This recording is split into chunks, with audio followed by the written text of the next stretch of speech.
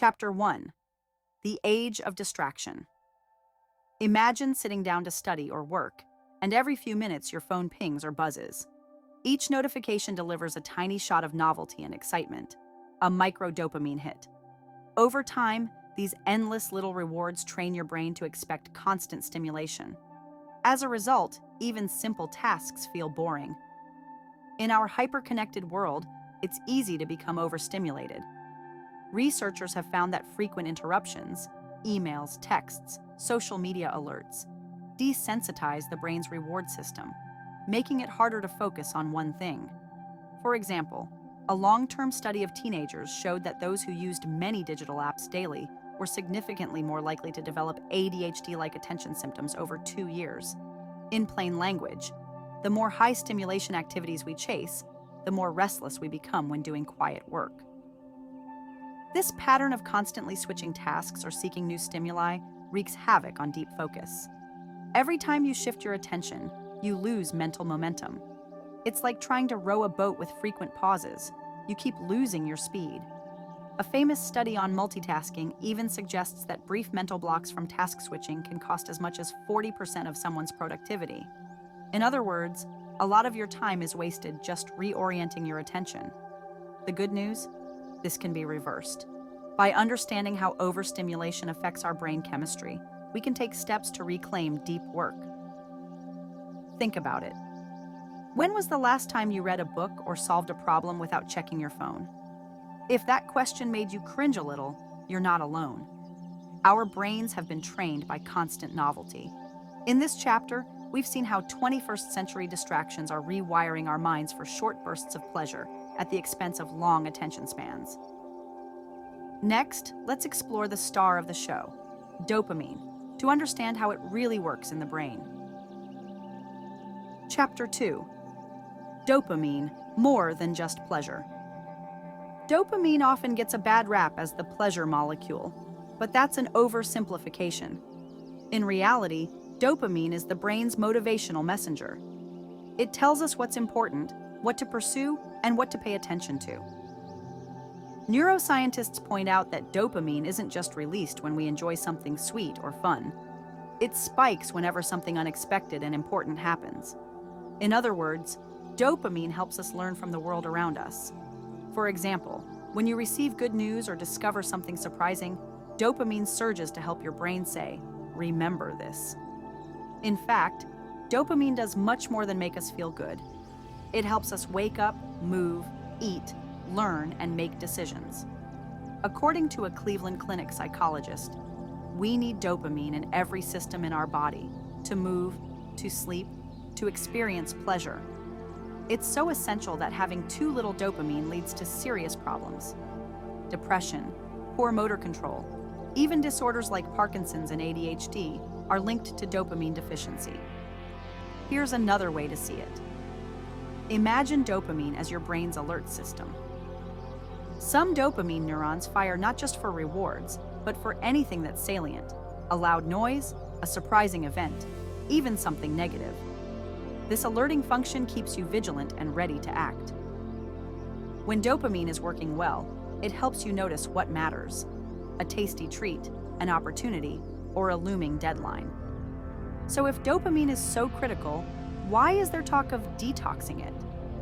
The truth is, you cannot flush dopamine out of your system like a toxin. Dopamine naturally rises and falls with experiences. It doesn't accumulate, and it isn't bad by itself. As one expert puts it, calling it a detox is a catchy but misleading title. The goal is not to eliminate dopamine. We actually need dopamine to function. What we want instead is to reset our relationship with stimulation. In summary, dopamine guides our focus and motivation. It is crucial for learning and enjoying life. The problem is not dopamine itself, but the constant tricks we play on our dopamine system by bombarding it with easy hits. In the next chapter, we'll see how too many quick rewards can throw dopamine out of balance and make concentration difficult. Chapter 3: Overstimulation and its effects. Modern life can feel like one long session on fast forward. Social media feeds, video games, instant messages, snacks. All provide quick bursts of gratification. The problem is that our brains adapt. When every action gives you a hit of dopamine, the brain's reward system becomes desensitized. Think of it like eating too much sugar. After a while, normal sweetness doesn't taste as good. Similarly, after nonstop digital stimulation, ordinary activities, like reading or thinking deeply, can feel dull or frustrating. Research backs this up. The literature on dopamine fasting notes that excessive exposure to high-reward stimuli, social apps, online games, junk food, can lead to desensitization of the brain's reward system, creating issues such as addiction and impulsivity. What happens is that the brain requires more and more stimulation to get the same level of excitement. Meanwhile, mundane tasks become boring. This is a key reason why we often feel restless or anxious when we try to sit still. A concrete example. A 2-year study of over 2,500 teenagers found that those who frequently used multiple digital media apps had significantly higher odds of developing ADHD-like symptoms, inattention and hyperactivity, later on. In practical terms, teens who used 7 different apps multiple times a day were about twice as likely to show significant attention problems than peers who used none. While this study doesn't prove cause and effect for everyone, it strongly suggests that our modern habits can worsen focus. Neuroscience offers a mechanism for this effect. Chronic exposure to highly rewarding cues, like the ding of a message, can hijack the brain's dopamine circuits. Over time, the cues themselves, not the actual rewards, start to trigger dopamine release and craving. It's like training a dog to salivate at the sound of a bell rather than the sight of food. Soon you find yourself glancing at your phone not because there's content, but because your brain has learned the notification sound means something fun is coming. This cycle makes it very hard to ignore distractions, even when we know they interrupt our work. In this chapter, we've seen how overstimulation can make deep concentration feel nearly impossible. The brain, starved for novelty, will seize on any available dopamine hit. But there's a silver lining. If our habits created the problem, then changing our habits can help fix it. In the next chapter, we'll explore what the idea of a dopamine detox really means, and what it doesn't. Chapter 4. Debunking the dopamine detox trend. You may have heard about dopamine fasting or dopamine detox on social media or in self-help blogs. The popular version sounds like this: cut out all sources of pleasure, no social media, no internet, maybe even no talking, for a period of time, and your brain's dopamine will reset to normal levels. Sounds appealing, but it's important to separate hype from reality. First, let's be clear. You can't detox a neurotransmitter. Dopamine isn't a toxin you store up. You can't purge it by going without TV or candy. Even Dr. Cameron Sipa, who coined the term dopamine fasting, says the name is just a catchy metaphor. In fact, what Sipa originally described is basically cognitive behavioral therapy, training yourself to handle cravings and to delay gratification, not a literal flushing of brain chemicals. Still, the idea behind the detox has some merit. It's essentially about breaking compulsive habits. Harvard's health blog explains that Sipa's goal was to escape the unhealthy grip of texts, beeps, and rings. The core is this. Instead of reflexively responding to every reward cue, allow your brain to take breaks and reset. In practice, that might mean letting yourself feel a little bored or lonely for a while, so you can appreciate simple pleasures again. A walk outside, a conversation, a hobby. In historical terms, people have been doing this for centuries. Think of religious or cultural fasts from entertainment or meat, designed to refresh the spirit. However, modern social media has stretched this idea to the extreme. Some influencers recommend avoiding any enjoyable activity, from music to conversations, as if temporarily flushing dopamine. Experts warn this is misguided. Dopamine is not inherently bad. It's vital for motivation and learning. The real goal should be balance, not eradication of pleasure. Neuroscientists emphasize that the term dopamine detox oversimplifies brain chemistry and can spread misinformation. So, what should you take from this chapter? Recognize that dopamine detoxing is a catchy term for a genuine goal: being mindful about our habits, It's about giving your brain space to breathe. Setting limits on junk food, video games, or social feeds can train your willpower. Susan Albers from the Cleveland Clinic says it best. Instead of nonstop pleasure seeking, use techniques to become comfortable with discomfort, feeling a little anxious or bored, without automatically reaching for a dopamine fix. Think of it as rewiring your reflexes. In short, ignore the sensational claims. You don't need to literally fast from dopamine, which is impossible and unnecessary. Instead, aim to rewire your habits. That means turning off autopilot responses to every ping or craving, so that when you do enjoy something, it really feels rewarding again. Chapter 5. The real benefits of a digital break. If we clear up the myths, what's left are the genuine upsides of dialing back stimulation. When people intentionally cut down on compulsive behaviors, many report tangible improvements. For example, a recent review of studies found that individuals who practiced dopamine fasting routines saw reduced impulsive behaviors and an increased ability to focus on tasks for longer periods. In everyday terms, they were less likely to jump from one thing to another and could concentrate more deeply.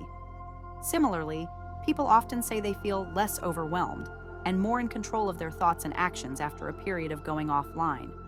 This makes sense.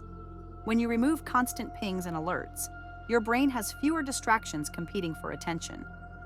Your baseline level of anxiety often drops because you're not in a near constant state of alert. Small wins feel more satisfying. Checking a work email once an hour instead of every 5 minutes makes that break feel deserved instead of routine. Let's look at a fictional example. Sarah, a college student, decided to stop checking social media during class breaks. At first, she felt anxious and restless, but over a week, she noticed something change. The lectures felt more engaging, and she actually started looking forward to reading fiction before bed again. Her friends joked she was offline forever, but Sarah liked that she was rediscovering the joy of reading without interruption. This kind of story is common. Simple periods without distraction can make real work, and simple pleasures more vivid. Importantly, the literature also warns us about going too far. Extreme fasting, no talking, no food, isolation for days, can be harmful.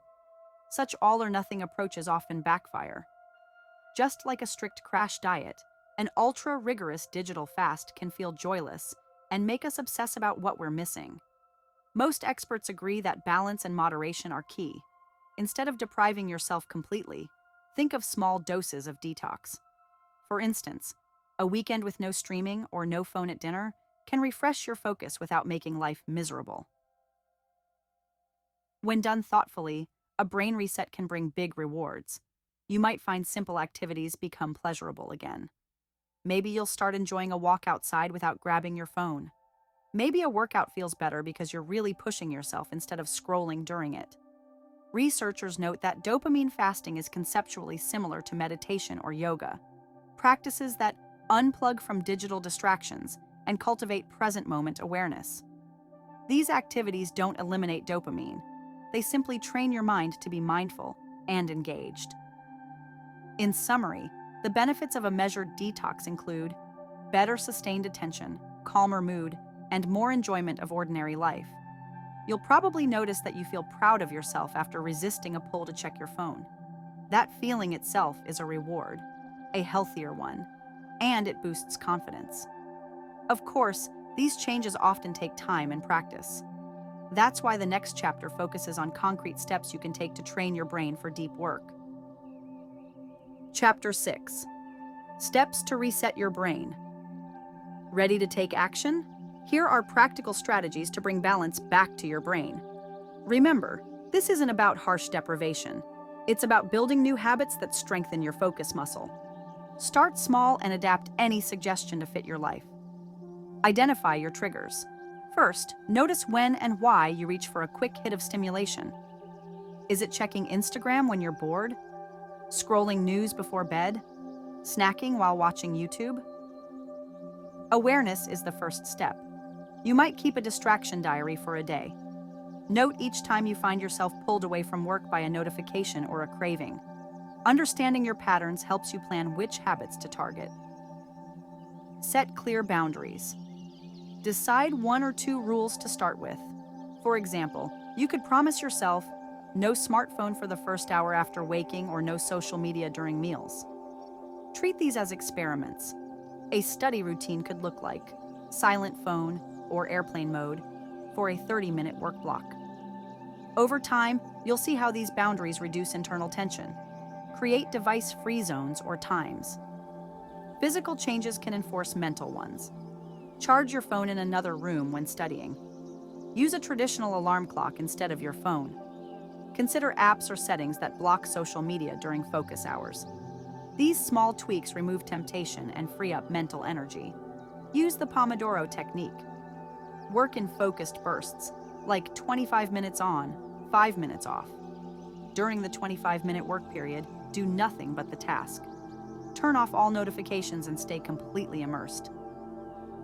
Afterward, give yourself a true break. Stretch, drink water, or simply relax. But avoid reflexively reaching for the phone again. This trains your brain to associate single tasking with progress and reward.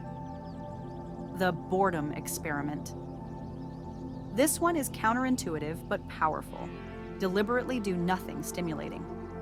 Sit quietly for 5 to 10 minutes without a screen or book. Let your mind wander, even feel a bit bored. You might be surprised how uncomfortable it feels at first. That's the point.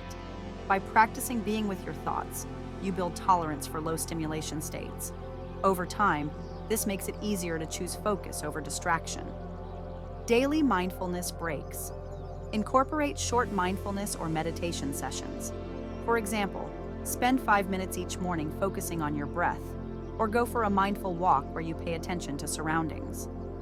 Research shows such practices help regulate dopamine and improve attention. You don't need to be a guru, just try to be present. This trains your brain to find calm and focus without external buzz. Replace, don't just remove. When removing a habit, have a positive substitute. If you crave novelty, schedule a healthy reward. After 30 minutes of work, enjoy a piece of dark chocolate or a stretch. If you'd usually check messages, instead jot down a thought in a journal. Healthy rewards, exercise, nature, hobbies, can provide a sustainable dopamine lift without the crash. Track your progress. Keep a simple journal. Note each day what worked and what didn't. Celebrate victories. Maybe you noticed greater ease concentrating after a tech-free morning. Seeing your own progress is motivating. Likewise, if you slip, say, you spent an entire evening binge-watching, treat it as data, not failure. Reflect on why it happened and adjust next time. By following these steps, you gradually condition your brain to work deeply. Think of it as weight training. Each time you resist a distraction or push through boredom, you're building mental muscle. Remember, consistency matters more than intensity. Even modest, regular breaks from dopamine hits will train your attention over time. Exercise to try. This week, pick one focused work session, 30 to 60 minutes per day. Before starting, turn off all notifications. During the session, if you feel the urge to check your phone or do something else, pause and take 3 deep breaths instead. Notice how long you can stay on task. At the end of the week, write down any changes you felt in your focus or mood. Even small shifts can hint at greater gains to come. Keep refining your strategy. Maybe you need an even earlier bedtime. Sleep supports dopamine regulation. Or perhaps a short walk right when you feel restless. Adapt as you learn what works for your brain. Chapter 7. Embracing Deep Work. Congratulations! You've begun making space for deep concentration. The final challenge is to sustain and expand this new ability.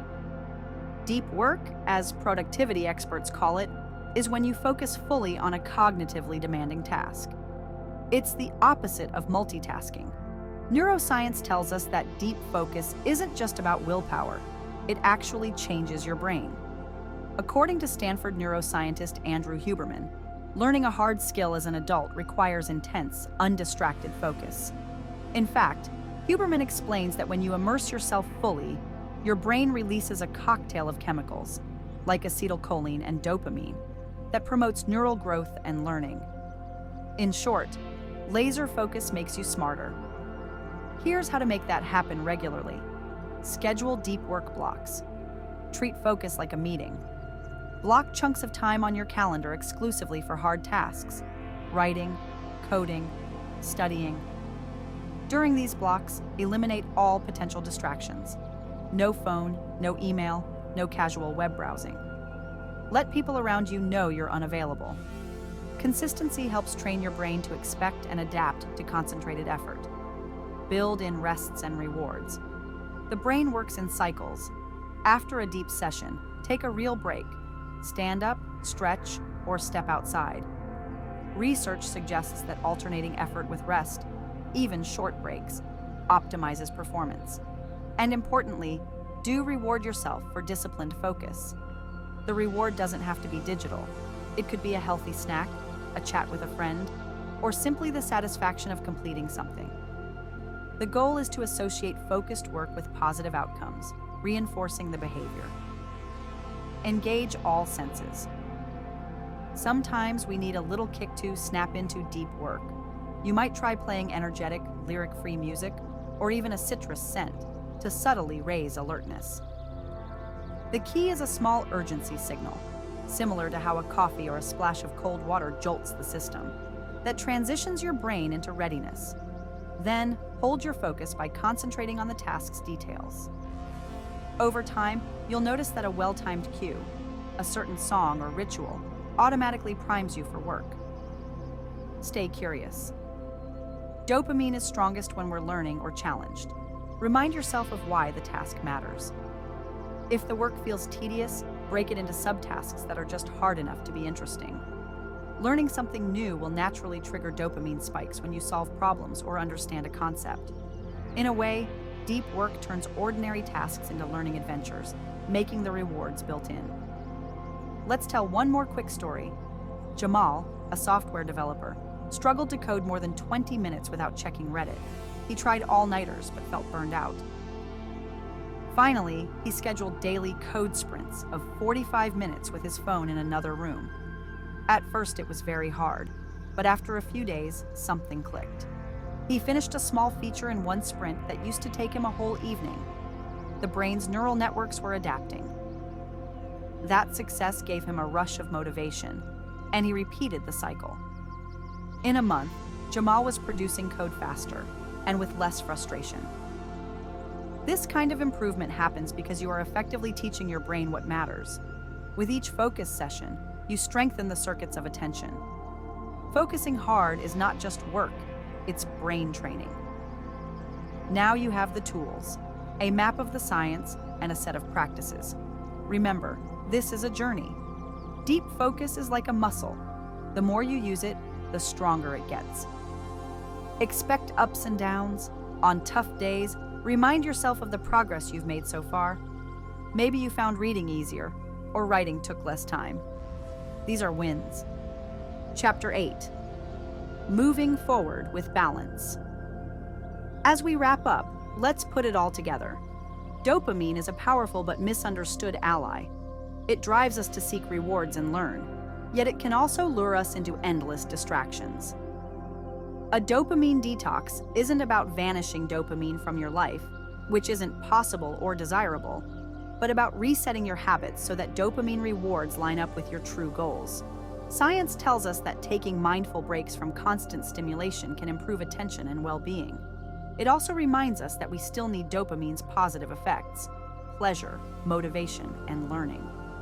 Your brain thrives on balance. Use dopamine wisely. Chase the thrill of mastering a skill. Enjoy the reward of finishing a chapter. Relish the satisfaction of a phone tucked away.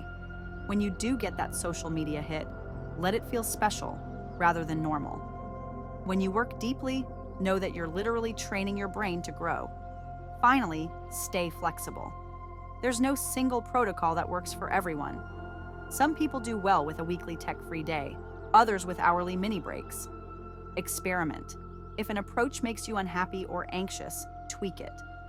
The goal is not perfection, but improvement, becoming the person who controls their impulses, rather than the other way around.